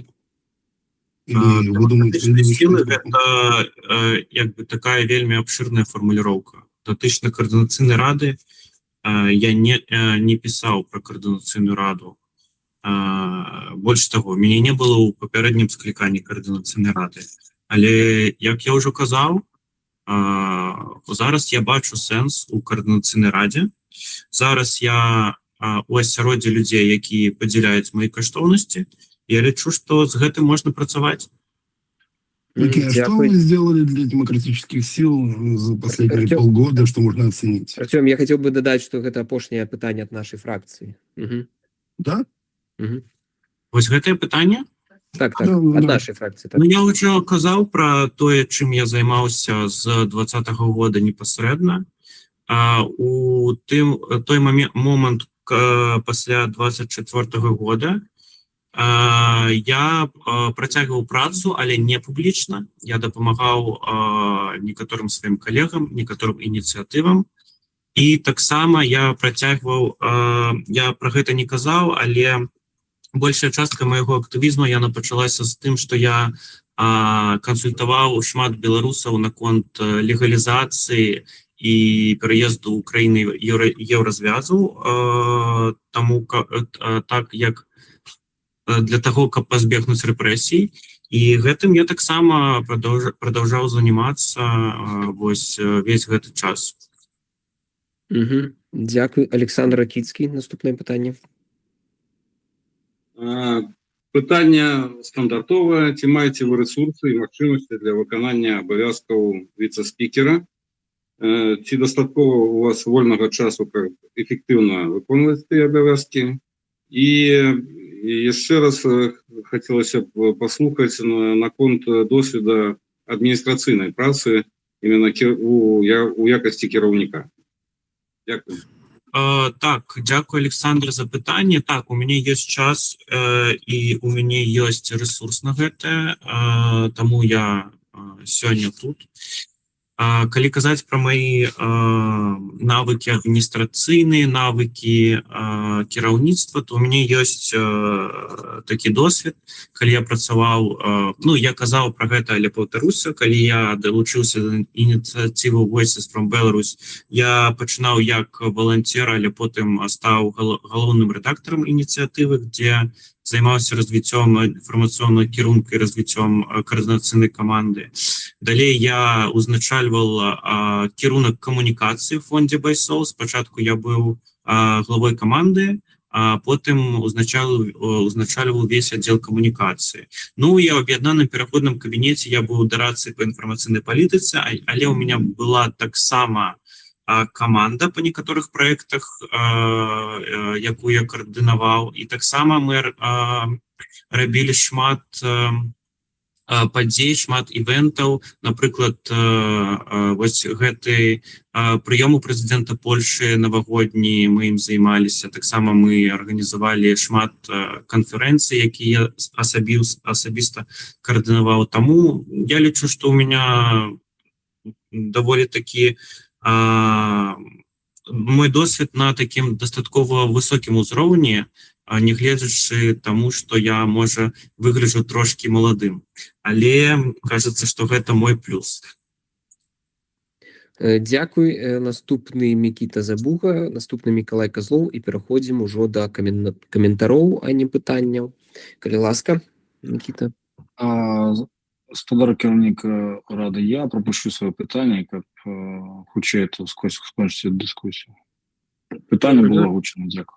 Ага, дякую. Миколай Козлов, калі ласка. Да, я все-таки хотел бы еще уточнить, я так понимаю, что вы концентрируетесь на международном, так сказать, треке. А что не так с ним сейчас?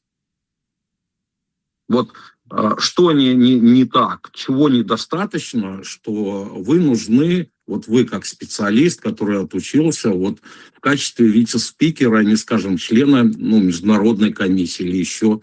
То есть вы о многом сказали, вы вполне успешно этим занимались. Что изменится, когда вы станете вице-спикером? Кто приобретет координационный совет?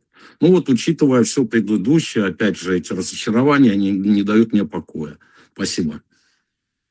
Вы можете, калі ласка, удакладніць свое пытанне, потому что я не зусім разумею, якая сувязь можа быць там у тым, што я маю досвед у працы, напрыклад, у міжнародных адносін, як это...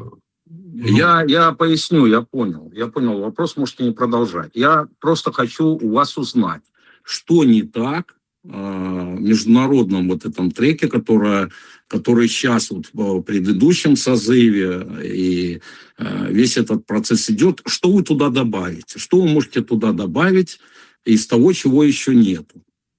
Вот прямо в качестве вице-спикера, не в качестве члена комиссии международной. Я очень уважаю людей с хорошим образованием, с хорошим знанием языков. Но вы что можете туда добавить? Я знаю, что есть межпарламентское сотрудничество между Координационным советом. Координационный совет входит во многие европейские организации уже сейчас. Вы что можете добавить, вот учитывая, без чего Координационный совет не может обойтись? Это первое. И еще чуточку, может быть, вы что-то скажете о Беларуси, о белорусах внутри Беларуси. Может, у вас есть тоже какое-то видение на это еще? Спасибо. Все, на этом. Ну, дякую. По-перше, я не йду займатися міжнародними треками, я йду займатися координаційною радою. Як я вже озвучував, то, над чим я хочу сфокусуватися, але, конечно, большасць моих задач і того, што я буду рабіць, будзе залежаць ад таго, як мы, калі мяне бяруць віце-спікерам, як мы гэта будем падзяляць з спікерам і другім віцэ-спікерам, так? Я думаю, што вы ведаеце, што у нас таксама ёсць яшчэ і другі віцэ-спікер. Таму я абазначыў, якія прыярытэты я бачу для сябе, але моя праца будзе вызначацца, калі і если мяне бяруць віцэ-спікерам. Вось. Дякую вялікі. І давайте пераходзім ужо да канчатковай сесіі невялікіх каментароў. Папрашу, каб у нас часу засталося не так шмат, там до 30-40 секунд, калі ласка. Так, Артём Шапаров, Миколай Козлов, так разумею, старыя рукі, таму Павел Мар'ёўскі, потым Юрий Губаревич. Да, Евген, то, что ты молоды, это безумоўна плюс. І калі табе паступіць прапанова распусціць Конституцыйную раду, ты будзеш вагацца, адразу тэлефонь мне, фракцыя «Еўрапейскі выбар» уздымець гэтае пытанне ў любы час дня і ночы. Дзякуй. Бо важна тыя, хто сядзяць за кратамі, а мы у бяспекі. Спадар Юрий Губаревич, наступны каментар. Да, дзякую вялікі. Насамрэч, мне вельмі падабаецца дыскусія, якая разгарэлася на прэзентацыі трэцяга кандыдата. Вот фактычна по кожнаму варта было б так прайсціць. Чым больш крытычных пытанняў і крытычных завагаў, тым я перакананы будзе лепшая дзейнасць кандыдатаў.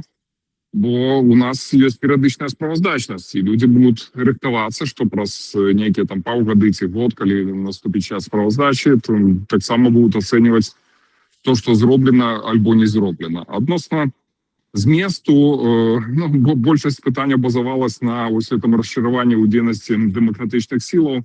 Тут могу прывесці свой асабісты прыклад, што я ўжо больш за 30 гадоў у этой деятельности и ни разу не разочаровался, потому что ни разу не очаровался. И завжди ставился критично до того, что робят демократичные силы. Это давало мне певное натхнение шукать новые идеи, новые пропановы и не впливать на то, как мы не робили одно и то же без отрымания выников. Тому абсолютно спокойно ставлюся до того, что Евген выказал свои критичные заваги публично. Это значит, что он асэнсована подходит до того, что отбывается. Это значит, что он анализует.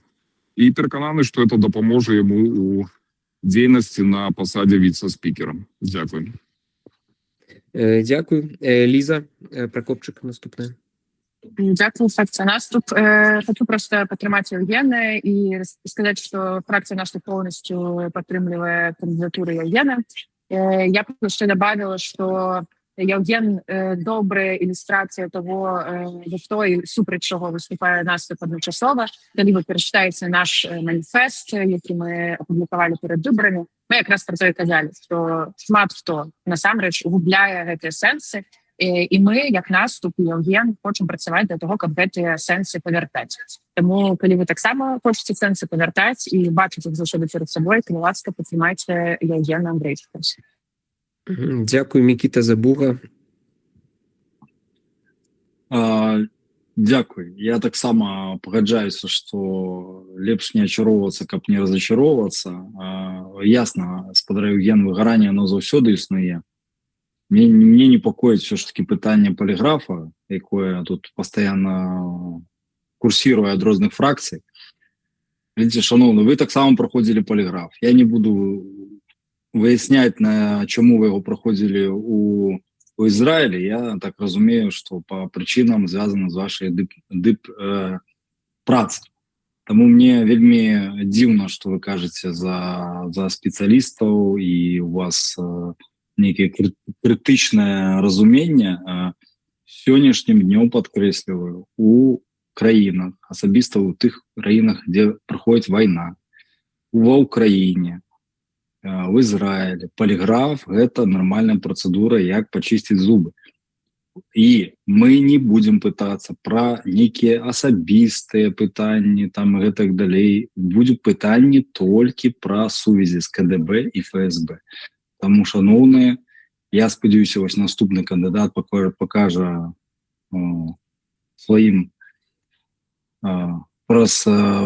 про сябе і апублікуе гэтыя дыяграмы. Это было б правильно, і я лічу, чтобы зняць гэтыя все напругі, кожнаму трэба прайсці поліграф. Дзякуй. Дзякуй. Валер Мацкевич. Прывітанне, шановныя. Дзякую за вельмі такую змястоўную гарачую дыскусію. Сапраўды, это цудоўны такі фармат, калі праз пытанні, праз адказы мы можам лепш даведацца пра асабістыя якасці і прафесійныя якасці кандыдатаў. І дзякую кандыдатам за гэта. Хачу зазначыць, што за свайго вопыту шматгадовага могу сцвярджаць, што ў палітыцы вельмі важна паслядоўнасць, вельмі важна так стабільна падыходзіць да справы і праз менавіта справы, а не словы, паказваць свае каштоўнасці, дэманстраваць свае прынцыпы.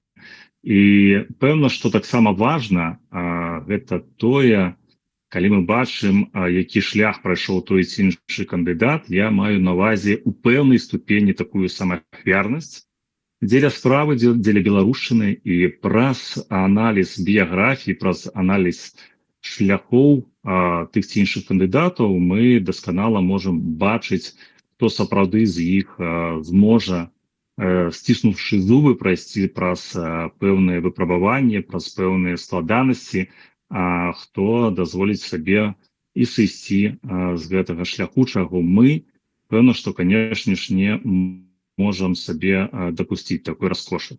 Таму будзем рабіць асэнсаваны выбар. Мы нездарма накіравалі свайго кандыдата Паўла Мар'еўскага, якога мы падтрымліваем як фракцыя на гэтай пасадзе і спадзяемся і разлічваем таксама і на вашу падтрымку спадарства. Дзякуй. Дмитрий Шигельский. Напоминаю, что гэта сессии з каментароў да Евгения Андрейчыка, але яшчэ нас чакае як мінімум один кандыдат, а можа і Колас далучыцца. Вельмі короткая ремарка да выступа папярэдняга того, что фактычна был зроблены некорректны, я лічу некорректны намек або тэза, што тыя, хто падтрымліваюць пытанне поліграфа, не разумеюць, пра што яны кажуць. Значыць, я магу сказаць, што я па адукацыі лекар-псіхіатр. Пытаннямі медычных асноў, нейрафізіялагічных і гарманальных асноў поліграфіі я пачаў цікавіцца яшчэ з 90-х гадоў, магчыма, яшчэ да таго, як вы нарадзіліся. І мне падаецца, што гэта была вельмі спекулятыўная заўвага і абраза да двух фракцый. Это да волі і да беларусаў дзеяння. Дзякуй.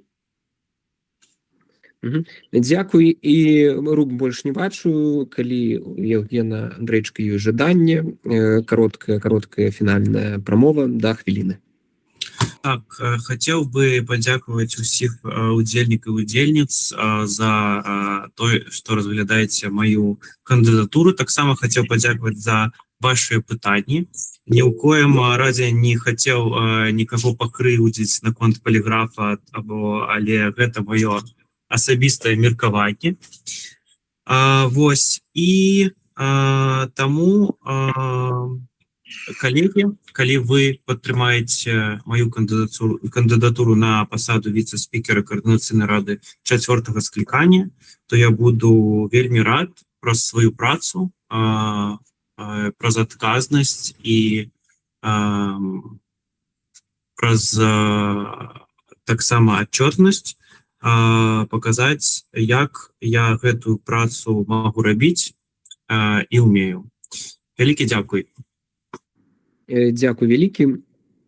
Бачу руку Станіслава Салаўя, але, на жаль, ужо мы пераходзім да наступнага кандыдата, бо у нас не так шмат часу, і мы ўжо працуем 1,5 гадзіны, і, магчыма, яшчэ будзе і 5-й кандыдат. Таму перадаю слова наступнаму кандыдату, які быў выдвинуты ад руха «Воля», Анатоль Міхнавец, калі ласка. До 5 хвілін вам прамова. Добрый вечер. Анатоль Міхнавец, рух «Воля». Наша команда «Руха Воля» шла на выборы в Координаційну раду с одной метой – это вызволение Беларуси. С такой же метой зараз я удзельнічаю в этих дебатах. на посаду віце-спікера, каб наши планы, наши думки, наши напрацоўкі были реализованы в этой координаційнай радзе, каб мы працавалі одной командой однодумцаў. Ведаю скептычнае стаўленне шмат каго да координаційнай рады, ну, это их ацэнка папярэдняй працы. Хочу, каб эта координаційная рада працавала по-іншаму. Упэўнены, што тут шмат кампетэнтных людзей, якія падзяляюць мои думкі, якія готовы працаваць в одной камандзе, і пасада віце-спікера дазволіць мне дапамагчы спікеру, всім тым людзям, якія хочуць набліжаць перемены в Беларусі, вызвалення Беларусі, реалізаваць эту працу, каб вось некаторыя папярэднія спікеры узгадывалі, каб нам праз год не было сорамна, што там людзі могуць сказаць, там цэніць нашу працу. Я хочу, каб мы праз год былі в Беларусі, вольнай Беларусі, і пачыналі рэформы, якія все мы чекаем, якія чекае народ, які знаходзяцца зараз фактычна в концлагері. Тому моя кандидатура была выдвинута фракцией рухом воль. Маю дастатковыя кампетэнцыі, калі казаць пра грамадска-палітычную дзейнасць, то фактычна са школьных гадоў удзельнічаў в грамадскай дзейнасці, з 1998 года удзельнічаў в арганізаванай дзейнасці, разам з Вадзімом Кабанчуком мы створылі арганізацыю «Край», пазней удзельнічаў в розных іншых грамадска-палітычных структурах. З 2006 года жыву в Польшы, прыехаў сюды на праграму Каліновскага, скончыў яе. Маю шмат контактаў в Польше, зараз их обновляю, бо апошнія 3,5 года был в полку Каліновскага, і зараз вернулся, працуем з былымі добраахвотнікамі, працуем з рознымі палітычнымі сіламі, працуем з польскімі нашими партнёрамі, якія сапраўды зацікаўлены, каб Беларусь была вольная, сапраўдныя сябры, не тыя, хто дзеля какой-то палітычнай выгоды, ну, падымаюць беларускае пытанне. Тому маем компетенции, маем магчымасці, хочу дапамагаць всем тым людям в координаційнай радзе, якія жадаюць набліжаць перамены вызвалення Беларусі. Хочу, каб у нас была команда однодумцаў і каб координаційная рада сапраўды максімальна выкарыстала тыя магчымасці, якія дае прызнанне і на міжнародным узроўні. Падымаць важныя пытанні, падымаць пытанні, якія ўплываюць на сітуацыю в Беларусі. Не констатаваць факты, не просить, не уговаривать, а быть субъектом, а не объектом. В принципе, у меня все. Пропоную перейти к пытанням, как не гублять час. Дзякуй вялікі таксама, што за хуткі выступ. І пераходзім сапраўды да пытанняў. Бачу руку Станіслава Салав'я. Ці пытанне да выступу да Анатоля? Не, я почекаю, мені за увагу до господина Шиєцева. Я почекаю. Добре. Тоді наступне питання Юрій Губаревич. Дякую. Анатолій, вельми добре мета вашого балотування на посаду віце-спікера була озвучена. Це то, як ми происход все были в Беларуси. У меня просьба просто по кроках расповесьте нам, от, что вы плануете робить на этой посаде, каб реализовать эту мету, эту задачу, там першие 3 кроки, например, каб насамрэч праз год мы все были в Беларуси. Падчас яшчэ знаходжання полку Каліновскага мы провели в 2023 годзе канференцию «Шлях до волі», где была агучана открытая частка стратегии вызволения Беларуси. Позднее мы с гэтымі прапановамі сустракались с разными политиками, европейскими, украинскими, и усюль чули пытание, чему ваши политики не поднимаются это пытание. Тых дзеянняў, якія Европа могла б зрабіць, каб наблізіць перамены в Беларусі. Тому што нам заўсёды казалі, ніхто з ваярамі, вайскоўцамі размаўляць не будзе. Будуць размаўляць толькі з палітыкамі. Это координаційная рада, это кабінет, это офіс. Тому я иду на эту посаду, каб падымаць гэтыя пытанні, узмацняць наши беларускія структуры, рабіць их суб'ектнымі на міжнароднай арэне, в нашем внутрыбеларускай прасторе, тому што ніхто нікога не прызнае, не паважае, сумневаецца. Ну, наша прапанова — это вернуться к тым напрацоўкам, якія былі агучаны. Там ёсць месца для кожнага. Там не толькі мілітарнае пытанне, не толькі бяспекавае пытанне, там пытанне шырокія ад палітычных да эканамічных, гістарычных, грамадскіх, моладзевых, каб узмацніць все структуры існуючыя і каб мы адным фронтам наступалі, не чакалі, калі там хтосьці там памрэ, хтосьці там яшчэ штосьці здарыцца, прыляціць чорны лебедзь, а працавалі першым номерам, білі паварот. Дякую вялікі. Наступнае пытанне Павел Мар'еўскі. Так, спадар Анатоль, пачынаючы з, вы узгадалі вяртанне ў Беларусі, пачынаючы з трэцяй кадэнцыі, блок Воля апрацоўвае пытанне, намагаецца прасунуць пытанне беларускай вызвольнай арміі. І з гэтым пытаннем я дапамагаў спадару Александру Клашко прасоўваць, і нашы пабрацімы, былі беларускія добраахвотнікі, якія былі ў розных фракцыях у Каардынацыйнай радзе трэцяе склікання, таксама падтрымлівалі это пытанне. Мне цікава, як вы былі пагружаны ў гэтае пытанне і яго прасоўванне і дапамагалі дзеючым дэлегатам фракцыі Воля, якія прайшлі з трэцяе скліканне Каардынацыйнай рады. І узгадваю зараз, это першая частка пытання, узгадваю зараз дэбаты перадвыбарчыя, калі Павел Павлович Латушка узгадаў тое, што ён са спадаром Сахарчыкам абышоў усіх ваенных аташэ у Варшаве, замежных амбасад, і з гэтым пытаннем, і ніхто з іх не адказаў палажыцельна, нават сказалі, што не будзе такога ў бліжэйшы час. Як вы, ведаючы гэту інфармацыю, сабіраецесь з гэтым працаваць далей, бо это фактычна забарона? Дякуй. Пачну з другого пытання. Ситуація міняецца, і тое, што раней было фантастыкай ці нереальна, яно зараз адбываецца. Мы это все бачым в навінах, і это робяць людзі. Ты, якія не здаліся, якія не опустили руки. Такія людзі, як в нашай фракцыі, Руху Воля, і, спадзяюсь, большасць сяброў Каардынацыйнай рады. Бо вось тут на папярэдняга прамоўцу Яўгена все накинулись, не ведаю, якое слово подобрать, с критикой. Люди разочаровываются, люди вера вертаецца. Тому мы маем прапановы, якія тым, у кого опускаюцца руки, дасць силы, каб іх падняць і разам працаваць. Тому, калі мы будем это пытанне падымаць правильно, тым больш, што ситуация международная значно змянилась. Я думаю, что эти пытания будут вырашаться. У нас, принамсі, есть бачення, яким шляхом это робить. Что датычна першого пытання, я часовая войсковая комиссия Белорусской вызвольной армии была створена на конференции «Шлях до воли», про которую я казал. Я удзельничал в працы часовой войсковой комиссии и удзельничаю надалей. И я думаю, хутка будут добрые новины датычныя Белорусской вызвольной армии.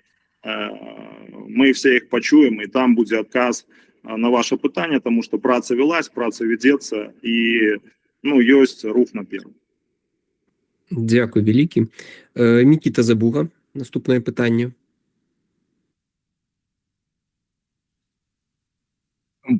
Па-першае, дзякую, спадар Анатолий, што пагадзіліся балатавацца, потому что вы докладно на свое место, человек, які больш за 30 год, 30, колькі больш, 35, напэўна, да? 33 года прысвяцілі ось гэтай працы, пачынаючы з чарнобыльскага шляху. Мне вельмі вялікі гонар вас ведаць, шмат год, больш за 20 год я вас ведаю.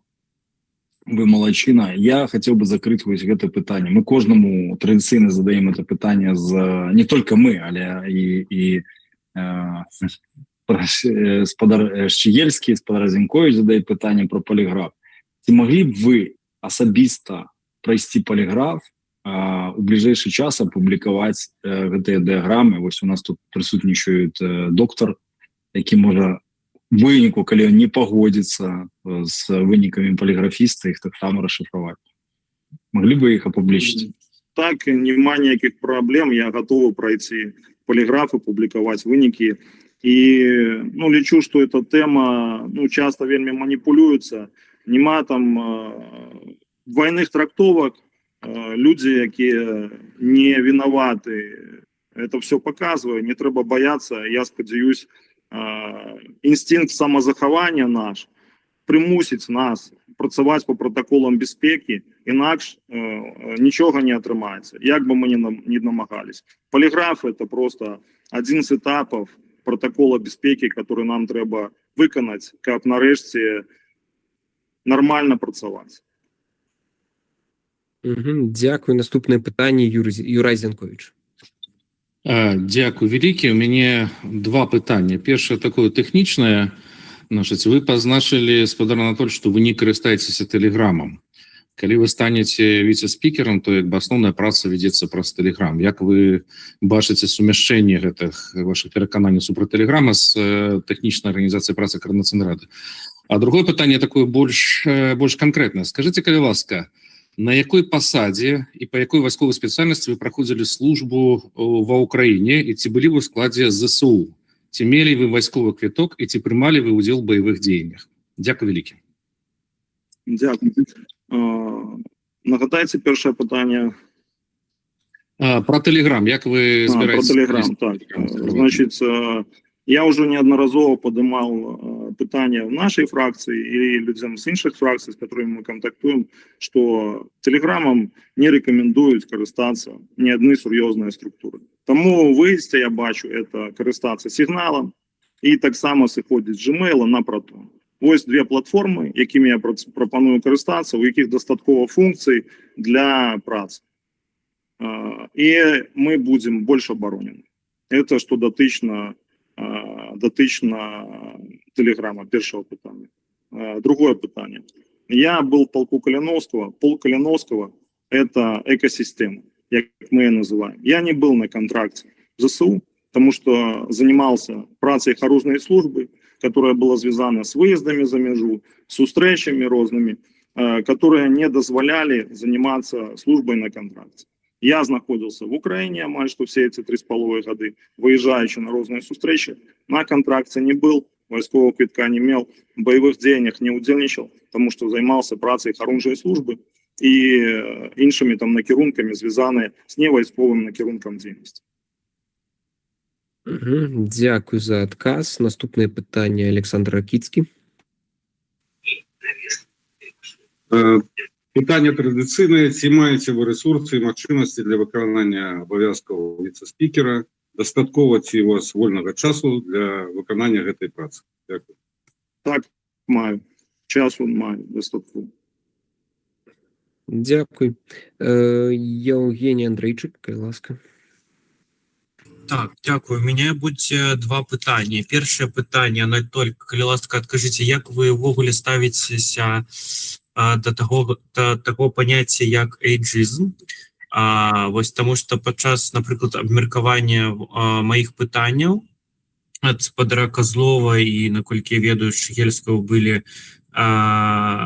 зроблены некаторыя заўвагі наконт таго, што яны там чымсьці займаліся, калі я яшчэ не нарадзіўся і так далей, што на мою думку являецца не зусім кампетэнтным, так як ад людзей, якія зараз знаходзяцца ў каардынацыйнай радзе на пасадзе дэлегатаў.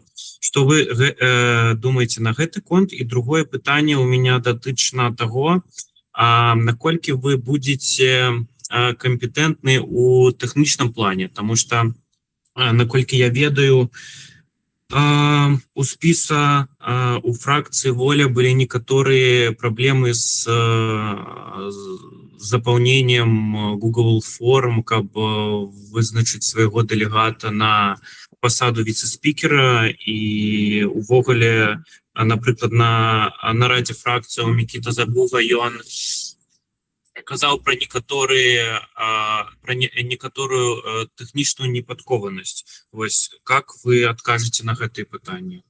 Ці увогуле лічыце вы, што віце-спікер Координацыйнай рады можа быць чалавекам, які тэхнічна непадкованы ў гэтым плане? Ведаеце, я зараз адкажу короткой фразой на оба ваших пытания, а потом откажу на кожное еще особенно. Мой подход – это поднимать каштоўнасць человека. И тому, коли вам задавали пытания некие там, неприемлемые для вас, ці вы зараз шукаеце у кагосьці нейкія недахопы, то мой падыход падымаць каштоўнасць чалавека. Калі он нешта не ведае, дапамагчы яму, падказаць, а не выносіць это на кудысьці на абмеркаванне. Вось вы пытаеце пра эйджызм, ну, вам не спадабалось, но вы, ну, зараз таксама вось такой нейкі укол робіце там людзям. Ну, это как бы адказ на два пытання, а зараз конкретно на пытанне. Ведаеце, мне падабаюцца словы «нацыя» – гэта жывыя, ненароджаныя, мёртвыя. Я хочу, каб мы жили по такому принципу. Каб мы не шукали адзін аднаго нейкія хібы, нейкія праблемы, узгадывали, что там человек не так сказал, не так зрабіў. А мне нема розницы. Человек молоды, стары, колькі годов он был в оппозиции, ці не был. Я до всех людей стараюсь ставиться объективно, не выпячиваю какие-то свои подвиги и не принижаю кого-то іншого. Потому что люди розного узроста, розного жыццёвай ситуации были в розных местах, и есть так само такая добрая фраза будь, как сказать, ставься с повагой до незнаёмых людей. Ты не ведаешь, якую войну яны ведуць. Поэтому лічу, что вас необоснованно критиковали там за некие, что вы молоды, что вы там не были или сам не были. Давайте поднимать каштоўнасць людей и поважать, где бы он там ни был. И хочу так само повторить тезис, что, например, свой нема там старой оппозиции новой. Просто были люди, которые ранее почали змагання с режимом, ці змагання за Беларусь. Есть те, кто долучились позднее. Есть кто был на складаних участках, есть кто был на ну, больше неких там культурных, там, академических, науковых. И все эти люди варты поваги. У нас в Хорунжей службе на лекции рассказывалось про командного воина, и там был приклад футбольной команды, где поважают усіх, любого гульца, нават того, який просидел на лавке запасных всю гульню. А в крутых командах, которые собирают стадионы, поважают и кіроўцу, и бухгалтера, и там еще человека, который на угол до мяча не докрануўся. Тому я за то, каб у нас был такой подход. Поважать кожного, размерковать наши задачи и разом працаваць. Дякую вялікі. Пакуль не бачу больше рук, тому пераходзім да сесіі заключных каментароў, заўваг, ацэнак выступа і адказаў на пытанне спадара Анатоля. Так, першы Юрай Зенкович, потым Мікалай Казлоў, потым Мікіта Забула.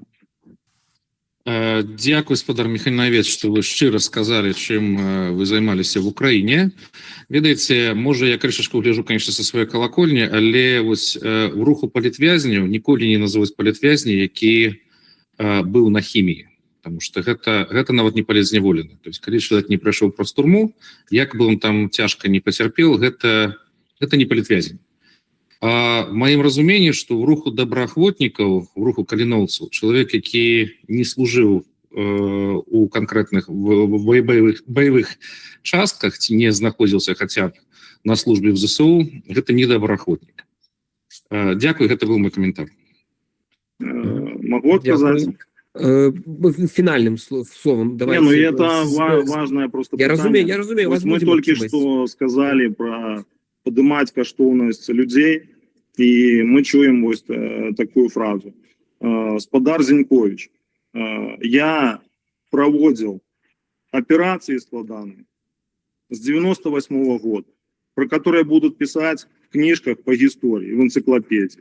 В 2014 я приехал в Украину разом с Вадимом Кубанчуком ставрать тактичную группу Беларусь. Поэтому не вам судить про мои боевые поспехи, а тем людям, которые были побач со мной, которые про это все напишут. Дякую. Наступный комментарий спадар Миколай Козлов. Да, я вот буквально два слова Евгению Андрейчику. Я не знаю, где он увидел критику его возраста. Мне кажется, возраст образования, я об этом сказал, знание языков, это очень здорово. Я вообще говорил не об этом, я говорил о ветрености. Это первое. Второе, что касается Анатолия Михновца. Вот, вы знаете, я вот смотрю, да, и вижу, что у нас очень в Координационном совете очень большой перекос в сторону вот какого-то европейского международного трека. И очень мало уделяется, ну, на мой взгляд, это субъективно, очень мало уделяется внимания белорусам в Беларуси, украинскому треку. Он сейчас немножко стал больше, но мне кажется, он стал одним из самых важных. И мне кажется, что вице-спикер, который поднимает эти вопросы и говорит, он будет очень уместен. У нас достаточно по международному европейскому треку достаточно много делает и Светлана Тихановского, и Латушка, и комиссии, которые у нас работают в международных структурах. У нас выше крыши этого. Мы только создается иногда впечатление, как человекостороннего, что мы только этим и занимаемся. И совершенно забываем о Беларуси. И поэтому мне кажется, что в данной должности Анатолий Михновец будет на своем месте. Мне кажется, надо вот этот момент выравнивать, просто выравнивать. Нельзя нам всем ездить или там, не знаю, очень часто ездить и забывать, и белорусы это видят. Я общаюсь с белорусами. Вот я относительно недавно приехал, гораздо позже, чем многие из вас здесь. Я вам скажу, что создается именно такое впечатление. Поэтому нам нужны такие люди. И нам нужен план «Б», это то, о чем говорит блок «Воля». Потому что сейчас ситуация очень непростая у нас. Мы же все это видим. Поэтому мы поддерживаем вот выбор фракции «Воля» и призываем всех поддержать Анатолия Михновца. Спасибо большое. Дякую. Микита Забуга. Дякую, господар спікер. Шановні делегати, я просто звертаюся коротко до господара Юрася Зінковича, як чоловік, якого він лічить сапраўдным і несапраўдным, да? Вот я сапраўдны, так, по-вашему, я удзельнічаю ў баявых дзеяннях, маю удостоверение удельника боевых деяний, ветеран, приймав уділ бойових там розних з ризиком для життя, да, то по-вашому я з'являюся їм, так? Так ось я вам хочу сказати, як військовий чоловік, який у ваших поняттях з'являється доброохотником, що у любой структури тільки 20% у любой армии принимают удел в боевых деяниях. Остальные 80% забезпечивают эти боевые деяния. Тих людей, які беруть лесопосадки, запускають дрони, ставлять міни, удільничають у соприкосновенні з ворогом. Тому, як чоловік не воєнний, лепше би помовчали. Другий момент, я вельми удячний господарю Анатолію, хотя бы для тых, кто не ведае, мы прочитали бы просто про его Википедию. Это кавалер ордена Погонь, кавалер інших узнагарод. Тому, дивно чуть такие питання. Что звертаюся до господина Євгена? Коли ви кажете про мої здольності технічні, то яны мене вище середнього. Мені просто цікаво, як ви откуль ви це взяли. А коли ви особисто секретаря саботуєте нарады, досылание информации, коли вы не выставляете нашу волю несколько раз у спицы для голосования и кажется, что это из-за нас такие проблемы, то это смешно чуть. По-перше, фракция «Воля» першая, кто змінила усе свои особистые Gmail'ы на працоўны. Тому мы користаемся безпекой. Тому, може, з гэтай причины мы не так быстро гэта робим, а павольней. Але до вашей, якраз таки, до секретарята у нас еще более питань. И я скончу. Дякую, господар Анатолий, за то, что балотуетесь.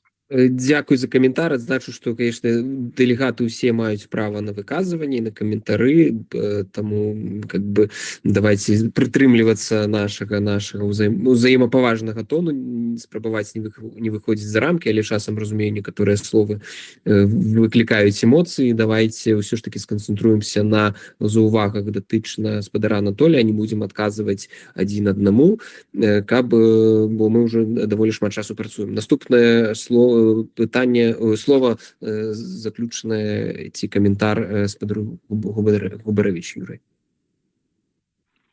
Дякую. Тут аднесусь выключна да кандыдатуры Анатолія Міхнаўца, якога ведаю з другой паловы 90-х, і магу пацвердзіць, што ўжо ў той час ён займаўся такой дзейнасцю і стварэннем арганізацыі, кшталтаваннем моладзі і пастаноўкай такіх задач, якія бы у сітуацыі крытычнай для Беларусі, калі б нейкія падзеі падобныя на украінскія адбыліся з нашай краінай, яны бы істотна дапамаглі бы нашаму грамадству супрацьстаяць гэтым пагрозам. Тут не пра ўсё насамрэч можна казаць адкрыта, але чалавек мае рэальна колоссальный досвід. Спадзяюся, што гэта дапаможа яму у працы на пасадзе віцэ-спікера Координацыйнай рады. Дзякуй вялікі. І калі ёсць, так, бачу, яшчэ паспеў Валер Мацкевіч, калі ласка. Я бачу руку Станіслава Салавя, ці давалі яму... А ён, я так разумею, хоча пракаментаваць Шыгельскага, я б таму гэта прапаную перанесці ў розныя, каб зараз нашу дыскусію не ўводзіць у іншы накірунак. Ёсць такі капітал, называецца давер, і у Анатолія гэты капітал ёсць. Прынамсі, я магу адкрыта выразіць свой давер да кандыдата Анатолія Міхнаўца, якога я таксама ведаю даволі даўно, і вось тое, пра што я казаў, гэта паслядоўнасць у палітыцы, такая стабільнасць, гэта тое, што таксама выбудоўвае гэты давер, калі чалавек не хістаецца, калі чалавек мае падмурак, цвёрда стаіць на нагах у сваіх каштоўнасцях, у сваіх прынцыпах, і з улікам таго, што ад Анатолія я больш бачу спраў, чым нават слоў, я магу сказаць, што гэты чалавек цалкам рэлевантны той пазіцыі, на якую ён прэтэндуе, і дзякуй, Анатоль, што ты вылучыў сваю кандыдатуру. Дзякуй вялікі. І тады кароткі каментар ці фінальнае слова спадар Анатоль да хвіліны, калі ласка. Сябры, ведаеце, нам трэба змагацца не з Лукашэнкам, а з лукашызмам нашых шэрагах і сярод беларускага народа. Бо 30 гадоў, больш 30 гадоў яго панавання прывялі к трансфармацыі нашага народа, і таму мы змагаемся не з тым. Пачнем сябе, пачнем разам працаваць, каштоўнасці на першым месцы, і тады праз год мы будзем вольнай Беларусі. Как бы хто не ставіўся к маім словам, але я ўпэўнены, што калі людзі ставяць мэту, яны ее дасягаюць. Калі наша мэта будзе вызваленне Беларусі, то мы этого дасягнем. Калі наша мэта будзе выжыванне, то не ведаю, абяцаць этого не магу, бо сітуацыя пагаршаецца. Мы ідзем, каб вызваляць Беларусь пад акупацыяй, прыкладу все сілы, і каб Координацыйная рада працавала лепш і рэалізавала эту мэту. Дзякуй. Дзякуй вялікі. Чацвёрты кандыдат выступіў. Бачу, што спадар Андрэй Колас не прысутнічае на паседжанні, штосьці яго адбылося, не атрымалася прыйсці і выступіць. Таму зразумеем гэта. І хацеў бы, скончваючы першае пытанне парадку дня дэбаты віцэ-спікераў, хацеў бы, па-першае, падзякаваць усім кандыдатам, якія выдвинуліся на гэтую пасаду, бо сапраўды гэта вельмі такая адказная праца і вельмі няўдзячная. Але я бачу, што кожны з кандыдатаў мае сваю праграму, мае свае якасці, кампетэнцыі, чтобы адпавядаць гэтай пасадзе. Я вельмі спадзяюся, я лічу, што кожны з іх можа дастойна выконваць гэтую працу, займаць гэтую пасаду, і я спадзяюся на супрацу, на ўзаемаразуменне, каб мы сапраўды змаглі зарганізаваць працу сумесна ў каардынацыйнай радзе так, каб працаваць дзеля інтарэсаў усіх дэлегатаў і ў першую чаргу дзеля інтарэсаў беларускага народа. Цяпер некалькі тэхнічных рэмарак і заўваг. Першае тэхнічнае, гэта тое, што зараз пасля агульнага паседжання праз некаторы час папрашу сакратарыят запусціць галасаванне па выбарах першага віцэ-спікера, якое будзе цягнуцца 24 гадзіны. Па выніках гэтага галасавання будзе абраны адзін віцэ-спікер. Потым пасля яго, пасля першага галасавання, будзе запушчана наступнае галасаванне, у якім ужо зразумела не будзе удзельнічаць першы абраны віцэ-спікер, але будуць удзельнічаць застаўшыеся 4 кандыдаты. Таксама па выніках гэтага галасавання, гэта атрымоўваецца праз 48 гадзін, будзе абраны другі віцэ-спікер. Бо згодна са статутам у нас кожны віцэ-спікер абіраецца асобным галасаваннем. Прашу ўсіх дэлегатаў прыняць удзел у галасаванні, зрабіць свой выбар, бо пасада віцэ-спікера вельмі важная для арганізацыі дзейнасці каардынацыйнай рады.